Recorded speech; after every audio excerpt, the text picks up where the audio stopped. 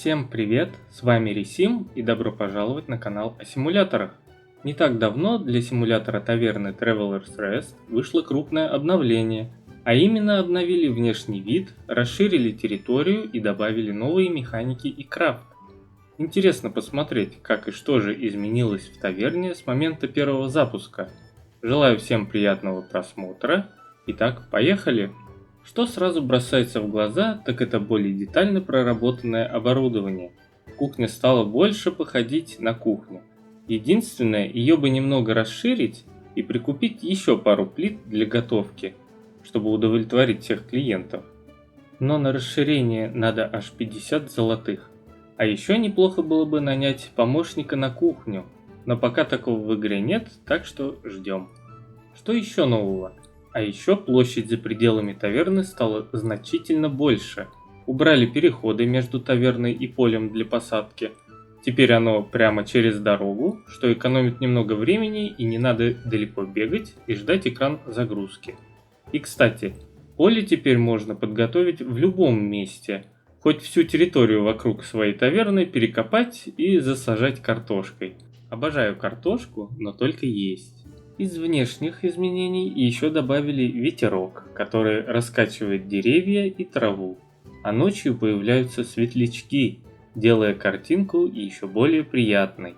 Хотя долго ночью не побродишь, ведь если вовремя не лечь спать, наш персонаж потеряет сознание, благо на улице он валяться не будет. Также появились новые инструменты – кирка, топор и мотыга. И соответственно, раз есть новые инструменты, то к ним и источник железной, медной руды и камня. А деревья теперь можно рубить. И даже если вырубить их все под корень, они будут медленно вырастать заново. Но можно, конечно, и посадить деревья самому, там где сам захочешь. Трава, кстати, тоже растет сама по себе, ее можно косить серпом. Но пока для травы еще не придумали назначение, но я так предполагаю, что появится корова или дракон. Это же фэнтези мир, всякое может быть. Вместо куриных яиц будут, например, драконьи. В общем, пока не хватает полноценного домашнего хозяйства, так что ждем. И еще одна из новинок. Снаружи таверны можно установить 3 новых рабочих зоны. Лесопилку, плавильню и обработку камня. В каждую зону можно установить дополнительные предметы, которые повысят производительность при обработке. Кстати, чтобы использовать дрова на кухне, ну и в целом где они потребуются, сперва их надо наколоть из бревен, но к счастью делается это все довольно быстро. Но лучше всего использовать уголь, который можно добыть с помощью кирки.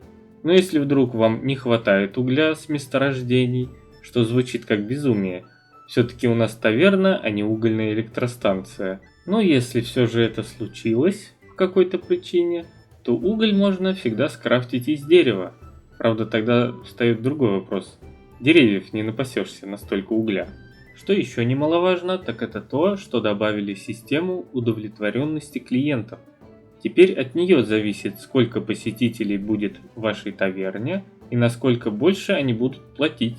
Ну а чтобы рейтинг таверны был высок, надо всего лишь наготовить горы еды, наварить море напитков, чтобы клиенты просто лопались от счастья. А также быстрое обслуживание, поддержание чистоты, магическая метла и сотрудники в помощь. Вручную вы сойдете с ума за всем следить. Ну и конечно же, не забывайте выгонять разбушевавшихся гостей шваброй. Тогда рейтинг будет точно 5 звезд, если бы они здесь присваивались. И в заключение добавлю, что появились еще новые элементы декора, которые можно или купить задорого, или скрафтить самому на новых станках. И не могу вспомнить, можно ли было раньше готовить сыр, но теперь точно можно. Сначала варим, а потом он вызревает на полках в погребе. И на этом у меня все. Ставьте лайки, дизлайки, кому как понравилось или нет. Пишите комментарии, подписывайтесь на канал. Всем спасибо за просмотр, всем удачи, увидимся в следующей серии.